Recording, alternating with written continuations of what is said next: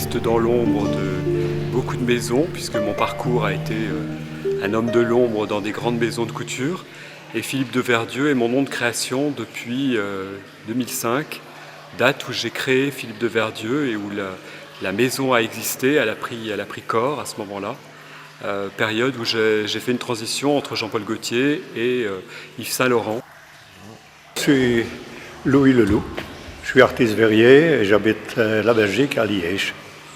Et toute la Normandie, c'est mon gros pays.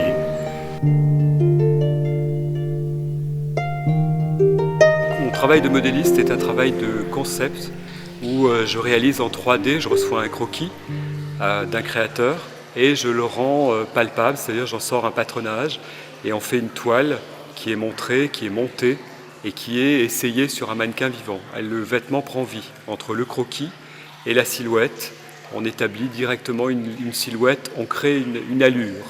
Je me suis servi des lignes de conduite de Gabriel Chanel ou de Cristobal Balenciaga, qui eux aussi connaissaient toutes les techniques, pouvaient monter et réaliser un essayage entier, pouvaient démonter une manche, la remonter, et c'était mon idée de départ pour établir cette marque de Verdieu. Philippe de Verdieu, c'est surtout des robes d'exception. J'essaie de travailler à la demande et je propose vraiment des services qui sont plutôt établis pour un besoin particulier, dans une circonstance donnée et avec quelquefois des vedettes qui me demandent de l'exception et de l'unique.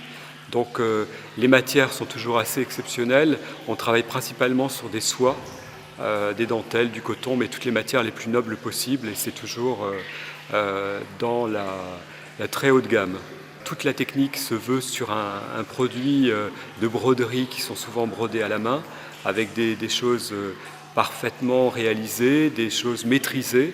Et la haute couture, c'est un échange entre la technique, l'art et le résultat final qui doit être au plus proche du besoin de la cliente. Et quelquefois, les départs sont un besoin et à l'arrivée sont tout autres. Mais l'idéal, c'est que la cliente se sente bien dans le produit qu'on lui réalise et qu'on l'adapte à l'événement.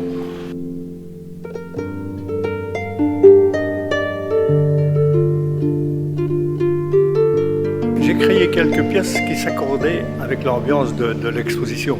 Donc les rompes de soirée. Donc j'ai créé quelques pièces uniquement pour venir ici. Et puis alors j'ai pris des pièces de ma collection, des pièces anciennes que j'ai gardées pour faire une exposition un petit peu différente. Je me suis inspiré vraiment de la femme, c'est ce qu'il y avait de mieux à faire. Hein. Et puis après les autres pièces, je les ai pris qui correspondaient le mieux possible à la femme, la parente amoureuse, la femme couchée, beaucoup de pièces comme ça que j'ai amenées aujourd'hui. Alors je me suis inspiré des rompes, ce qui rapproche le plus, c'est la dame, c'est la femme, quoi. Voilà, alors ça n'a pas été très compliqué pour moi parce que ma lecture, c'est des revues féminines, parce que dans les revues féminines, vous voyez toujours des belles choses, quoi, des belles rondes, des belles chaussures. Je lis beaucoup des revues féminines. Donc c'était un petit peu dans mon sentiment aussi.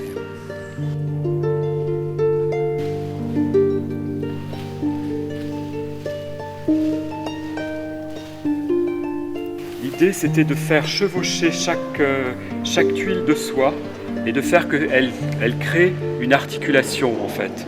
Donc chaque lamelle est cousue les unes sur les autres, cousue à la main par des points et qui crée l'architecture de la robe. On est sur une structure très légère d'organza de soie et en fait la matière se déploie et on a une multitude de tissus qui font qu'il y a un rythme, il y a une dynamique et en fait toutes les points de dentelle s'interfèrent et s'enroulent sur les lamelles.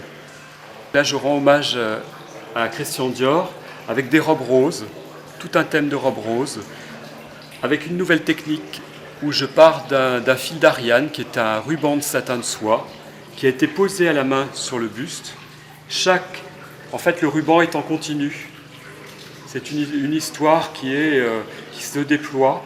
Tous les points, ce sont des points de broderie en cordonnée de soie qui sont faits un à un sur la robe et qui rassemblent toute la broderie. Les cœurs de fleurs, ce sont des perles de verre. Et en fait, nous sommes dans une jupe de mousseline avec un fond de peinture en dessous. L'impression arrive en dessous, il est voilé, discret. Ici, nous avons une robe en hommage au jardin, et particulièrement à une des fleurs de nos jardins, l'iris. En fait, elle est toute travaillée en gazard de soie, matière chère à Cristobal Balenciaga.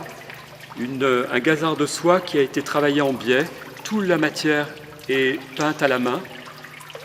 Elle est ensuite travaillée en pétales qui sont coupés en biais et frangés pour donner les effets de pétales de la matière de l'iris. Tout est relié avec des résilles de perles pour avoir des parties cachées et des parties ouvertes pour créer la légèreté et faire que la robe soit mouvante comme dans un jardin.